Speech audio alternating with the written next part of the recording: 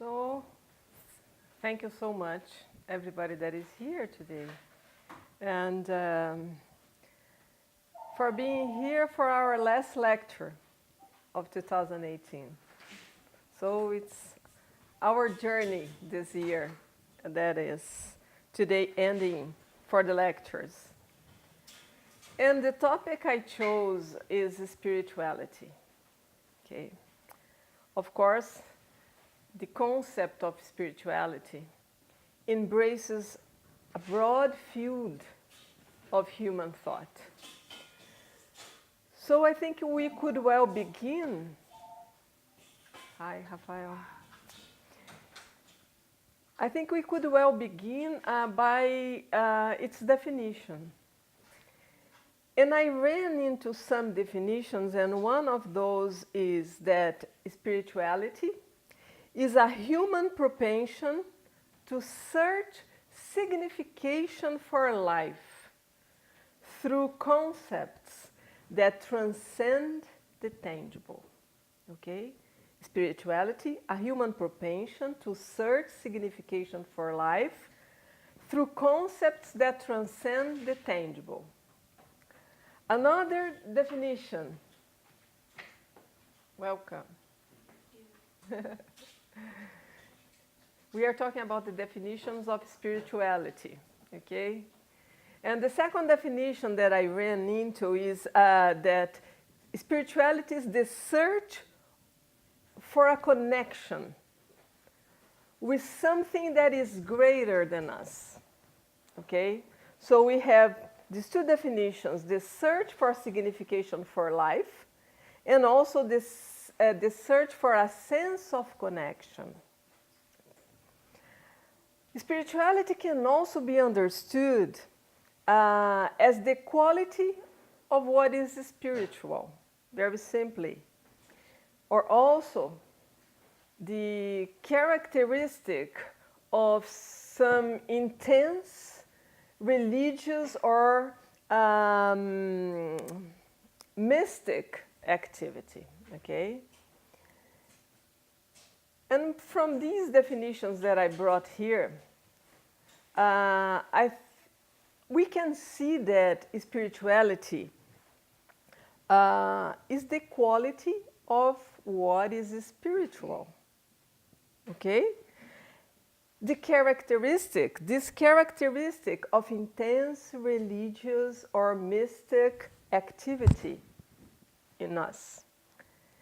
And it's clear that it refers to what belongs or to what relates to the spirit. The spirit, the non-corporeal entity, the soul, what we are in essence. And here, we can only conclude that the care for our spirituality is essential because it relates to our essence, okay? Nevertheless, we have to recognize that mostly we have our attention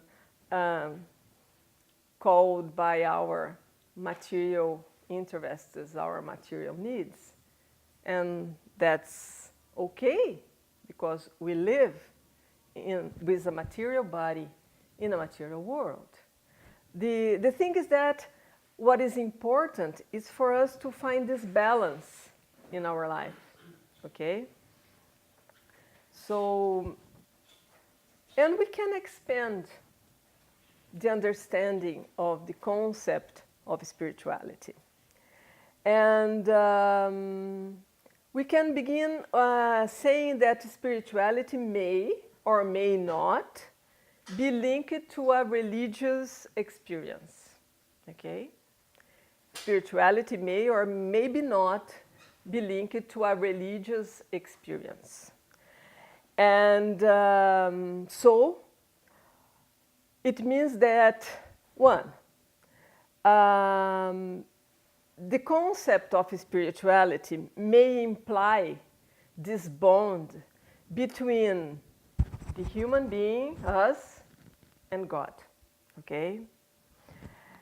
And in this case, the religions that we have in the world, they tend to be the bridge for this connection, okay, to develop this relation. And also in this case, the priestess, the pastors, the gurus, they all address our spirituality.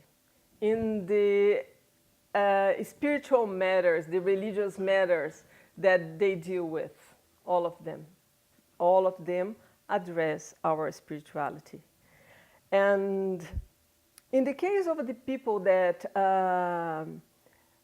the spirituality implies this bond between human beings and God, there are some persons that really depend on the rituals. They depend on the formal prayers, on the church community for this contact with their spirituality and the spirituality reality that surrounds us, okay? And this is okay, because this is fruitful for them, okay? On the other hand, there are some people that they do not to join a religion. They do not to follow the prescriptions, the rituals, to sing the hymns, the mantras, in order to develop their spirituality. There are some people that even they don't believe in one and all-powerful God, okay? There are some people that tell us that they base their spirituality on their conviction that there are energies from other dimensions and that influence us here on earth. And that's what they need. That's what they need to guide in their illumination path, in the moment that they are living. Okay? And we could bring up one illustration. Let's think about Buddhism, okay? Buddhism does not conceive a divine reality, does not work with the idea of one God, one omniscient creator, as we do in Christian religions, okay? But Buddhism works with the idea of the immortal soul. Yes, they do, okay? And the Buddhist experience teaches people to detach themselves from the material anchors, okay, in order to relate with their spirituality, in order to develop, to get more intimacy with their spirituality. And these ways that they have of relating with life around can give the Buddhism followers peace, plenitude. They can find their goal in life and grow in their spirituality. Okay? We can also talk about philosophy. Okay? Philosophy gives us one different conclusion about spirituality. Philosophy brings us the idea that spirituality comes from the opposition between matter and spirit. And those philosophers, the spiritualist philosophers that deal with this subject, they understand spirituality as the search of life's meaningfulness that transcends the mundane. Okay, for the philosophers, spiritualist philosophers. And we can come back to the religious people and also find those who think that the bond between man and God can be personal, intimate, okay, free of any external manifestations, any external rituals, okay? And here we come to the reasoning that Spiritism guides us to. Okay? Spiritism guides us to this reasoning. When you go there to the question 653 in the Spirit's book, the Spirits tell us that the true adoration exists in the heart. Okay? What matters is how and not how much we pray.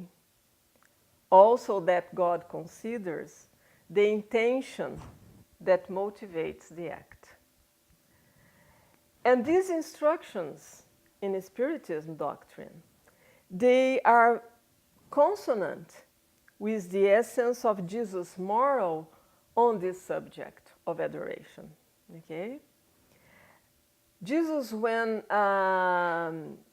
teaching the disciples how to pray, among other teachings, he said, when you pray, you enter into your closet, and when you have shut your door, you pray to your Father, which is in secret. And your Father, which sees in secret, shall reward you openly. So we can see the harmony between the two teachings, Spiritism and Jesus' moral on the subject. But in the essence, Jesus here in this teaching, he was not referring to a mere room with a door inside the house, not only to that, okay? Jesus was telling us that we need to shut our senses to the external calls, to transcend the tangible, for the plenitude of a connection with something that is greater than ourselves. That's what Jesus was telling us. And Jesus was also talking about prayer as the channel par excellence that we have to develop and to connection to spirituality. Okay? And I was researching for this subject, and I read in one book of Herculano Pires. You all know Herculano Pires, the Brazilian writer, one of the best Spiritist writers. He even translated the books of decodification, okay? So Herculano Pires, in his book, O Espírito e o Tempo, I don't think there is a translation, should be in my free translation, Spirit and Time, okay? In that book, Herculano Pires, talking about spiritualism in human history, he used this metaphor, a galaxy of nebulae, talking about spiritualism in human history. And this, for me, it's a brilliant image, because as humankind, we have received many invitations to illumination, many invitations to transcendence throughout the millennia, since our primitive horizon until today. We are living in the spiritual horizon now, okay? So many ideas, a multitude of ideas, ideas with similarities and ideas and also with differences among them. Of course, similarities and difference because they were spread throughout all the ages, to all places and to different people on earth, okay? And so I was trying to understand the subject, of course. So I tried to visualize that multitude of ideas on spirituality in a more concrete way, okay? To ease my understanding, okay? And I will share with you, okay? I beg you to listen to my concrete way and see if you can agree somehow with me. First thing I picture a tree that produces fruits of spirituality. But that was not good. No, it was not good. There wouldn't be just one tree producing just one kind of fruits of spirituality. Do you agree with me? So I enlarged my concept and I thought instead of woodlands of spirituality. And that was better for me, okay? And like the woodlands that we have here in beautiful British Columbia, woodlands full of pines, maple trees, cedars, oaks, and all kinds of different trees, okay? So those would be our woodlands of spirituality. And there, in those woodlands, we would find many different kinds of spirituality trees, okay, to nurture our soul. And let's see, meditation trees would be there. Prayer trees we would find there. Religions trees. Sacred books trees. Philosophies. Spiritism trees would be there. And others. All of them. All of those trees helping us to develop our spirituality. Though none of them would offer spirituality in its wholeness to us. None of them would produce equally during all the seasons of humanity. And none of them would satisfy each and all equally. Okay? And the results and advantages also would be different for each person. Moreover, picking up the fruits from the spirituality trees would be just the outset for us to make a new commitment to new searches, to new practices, to new attitudes in order to flourish our own spirituality. And the bottom line here is, there is not just one track towards spirituality, okay? And let alone a fast lane. And also, we must understand with this concrete picture that I try to put here, that spirituality is a very palpable thing in our life, and or at least should be very concrete in our life. And Leandro Carnal says so. Do you all know Leandro Carnal?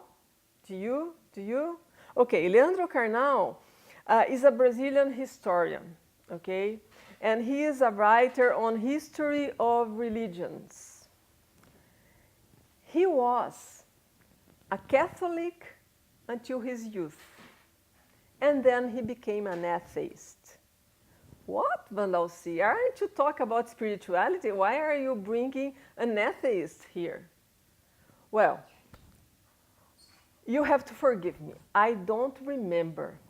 I don't know if I read or if I heard. But let's say that I heard someone who told that he learned more about spirituality reading the materialist philosophers. So, well then, resuming to Carnal then, let's see what he tells that can help us in our reflections here. In one of his lectures about spirituality, he said something that caught my attention as I was preparing this material for this talk here today. And he said this: living spirituality is different from showing off symbols of spirituality. Living spirituality is different from exhibiting symbols of spirituality. And when we talk about Christian religions, for instance, spirituality comes from the practice of the Christian precepts, not from the external acts of faith. It's simple to understand this, isn't it? And we do not connect to our spirituality just to ask favors from heaven. No. This connection, when we search for it, comes with duties and obligations, okay? Not only rights or favors to oneself. We assume serious responsibility towards goodness, spirituality and goodness. Responsibility to our good and to the other's good. And this brings us to our goal here in incarnations, okay? To progress and to help the progress of the world, okay? So the same reflection about the Christian religions can apply to the Oriental religions, okay? The Oriental religions, which are an urban phenomena here in our Western society since the 70s. And with the Oriental religions, what we imported? We imported meditation, for instance, okay? Meditation, which is a truly important means of detaching ourselves from the mundane chains. However, we should never stop asking us questions, okay? One of the questions here that we could ask ourselves, does it serve us to go to a meditation class or to a meditation camp, do all those special positions, chant all the mantras, light all the candles without really meditating? Does it serve us? And here we can expand this reflection even outside the Oriental religions. And we could ask ourselves, what is the use of wearing special clothes, adornments, specific colors, if I don't go beyond the surface appearance of all that? And the same reflection, we can say, applies to those great mediatic events of faith that we see nowadays. Do everyone that go to those events have the same result, get the same result? Okay? And our presence here today. Is it beneficial for us to be here? With regards to a more concrete spirituality in our own life, to be here every week, regards to a more concrete spirituality, the presence of spirituality with us. That means that when we search the protection of that the openness of spirituality brings to our life, this movement also brings commitments and responsibilities, as we have said before, and we could add here, it is a call to action for us concerning the goodness. Repeating, our good and the world good, and goodness in the world for all the others. Leandro Carnal also said this thing in his lecture. The religious discourse continues meaningful nowadays. And we can only agree. Okay, we see people, we meet people, and here in our group we meet people that are searching for better references, that are searching, we are searching for deeper significances in our life, to escape from hopelessness, from the emptiness of life. And in this movement that we begin, it's only natural that we turn our eyes to great human examples. Okay? Great human examples that can help us to learn how a superior thought that we house in our minds, in our soul, how a robust faith can take someone from their comfort, their daily comfort, or the emptiness of their lives, in order to give their lives to a superior ideal, to give a superior destination to their lives, okay? Great examples such as St. Augustine that Adriano talked about in his last lecture. Also, we could point out St. Francis of Assisi, Socrates, Buddha, Jesus, Paul of Tarsus, our patron, Kardec in Spiritism, just to mention these few. And what we really should pray, okay?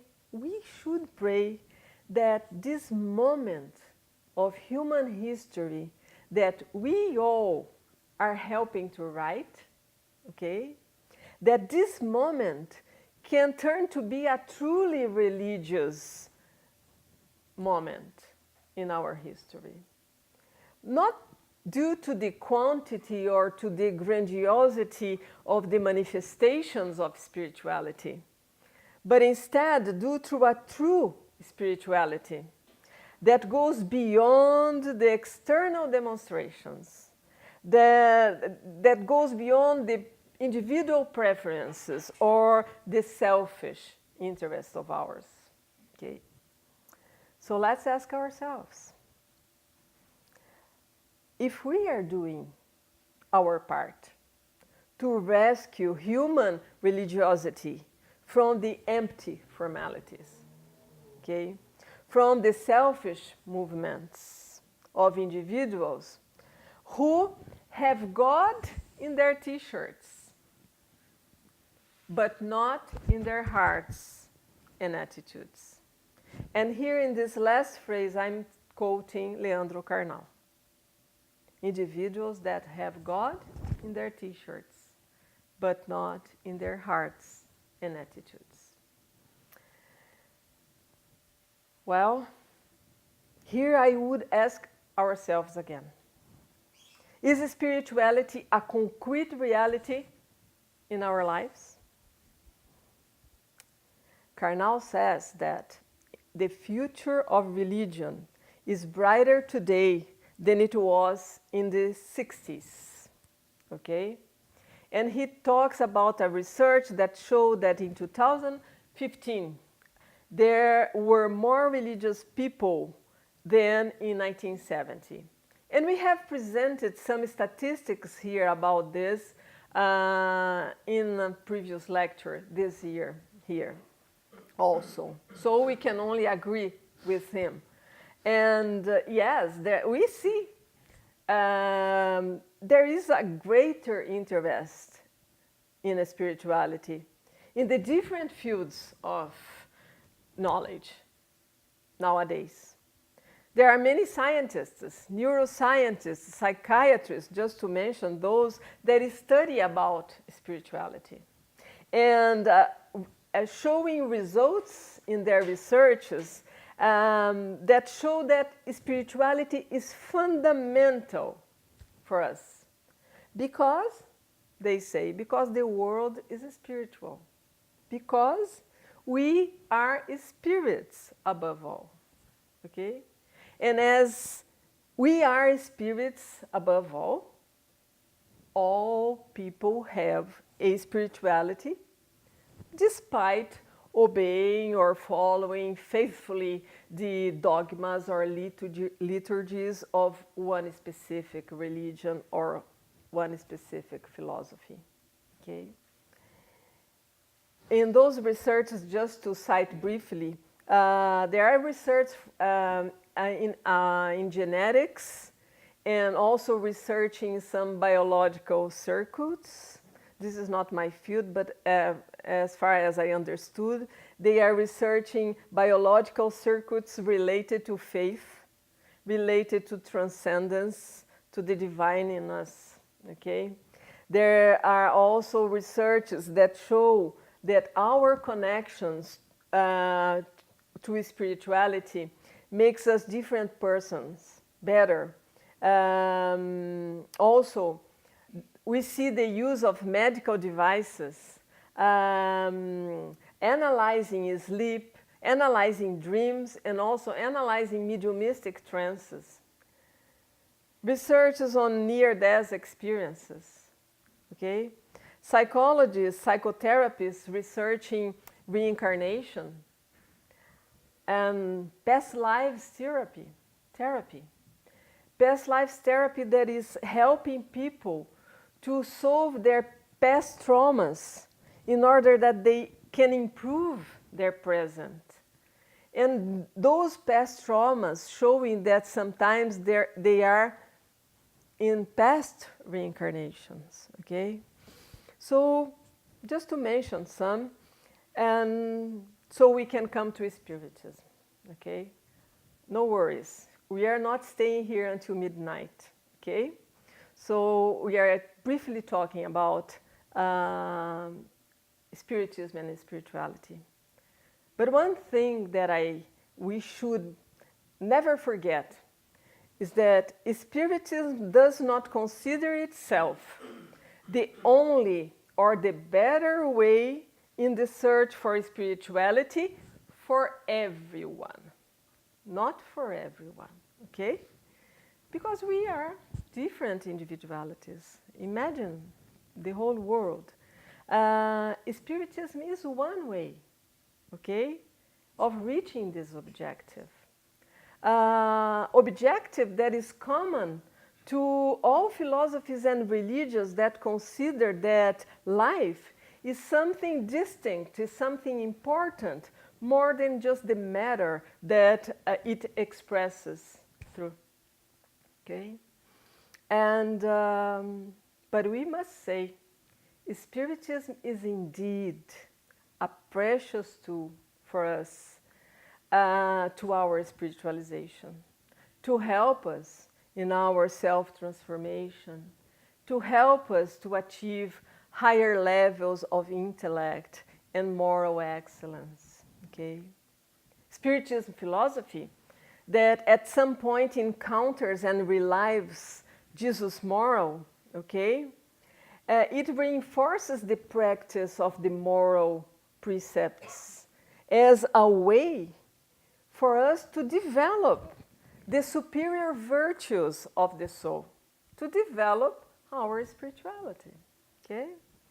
And we could also say that Spiritism leads us to higher spirituality, as it helps us to build a stronger faith supported by reason. Also, at the same time, providing us consolation, explanations about the reasons of life here on this material planet, and also bringing us the proof that life continues for the spirit after the death of the body. Okay? So we can, to resume, we can say that Spiritism puts spirituality clear as crystal in front of our eyes. And let's ask ourselves, do we want more spirituality in our life? I do. I do. And of course, if we are here today talking about spirituality, we all do. Okay, we all do.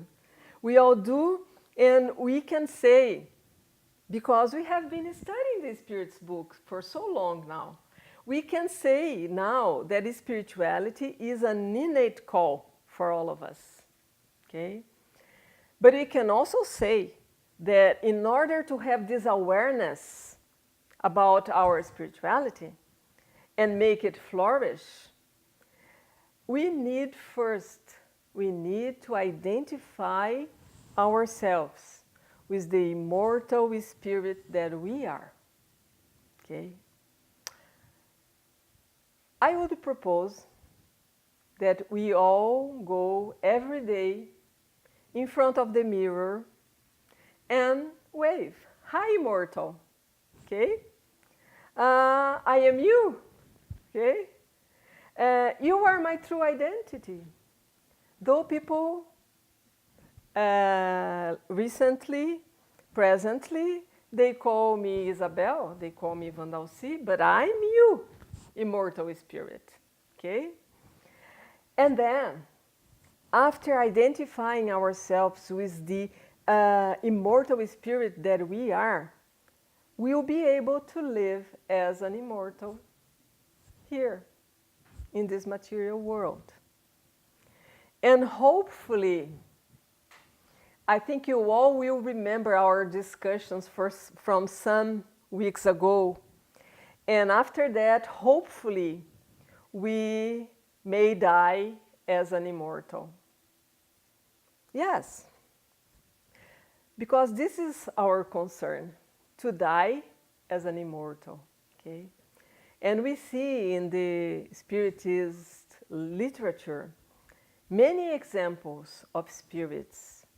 We also meet many spirits in the mediumistic sessions that they have been living, that they lived years on end, suffering, lost in fixed ideas, not knowing that some event had happened to their body at some point, and that they are now living in a new dimension of life.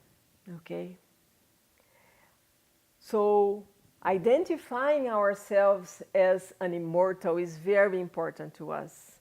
And after that, we'll know that this world that we are living, this moment, material life that we are living now, is only a means of expression and evolution for us spirits. Although, nevertheless, an important means of expression and evolution. We could even say a mandatory school for us spirits, an unavoidable trip in our infinite voyage through immortality. Okay? So let's repeat, because today we don't have the PowerPoint, so let's repeat. Our identity is the immortal spirit, okay? And that has a body and a temporary ID, address, telephone, profession, and so and so and so, okay? And this conviction should be what must guide us in life, okay? Guide our choices, help us to understand what we can do, what we shouldn't do, and what we must aim for in this life during this short period for our immortality. Okay, and bingo. We just found the sense of spirituality for our life. Okay? And when time comes, and brackets, hopefully not today, when time comes, we also can transition to the spiritual dimension more naturally, more happily, okay, in a better situation, okay? And because we would not have any boundaries for us, as the space of spirituality is the universe. The time is forever, okay? Bingo. Well, Vandalci, but I'm living here and now, okay? In this specific moment of my immortality. What should I do now? Okay? I need to do something now, okay? And people ask, should I find a guru? Or should I find a priest, a pastor to guide me? Or should I Google to find the spiritist group in the area? Okay? Yes, all of those can give us good guidelines. Good guidelines is one thing, okay? But to develop our spirituality is a different one.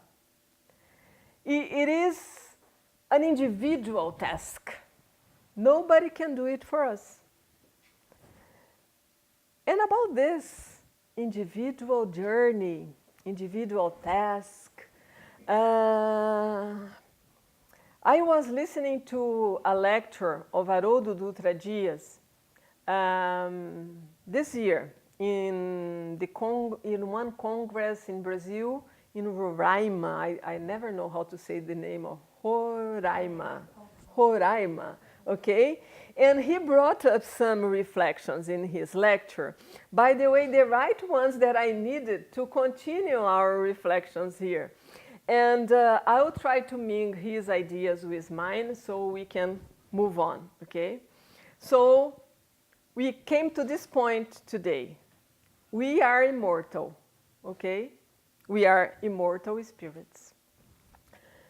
And we also know, again, we have been studying a lot the Spirit's book. We also know that we were created simple and unaware. Isn't that? Okay. And after millennia of work, as progress happens via work, we have achieved a stage of moral beings. We are all moral beings now. Beautiful, isn't it? Okay.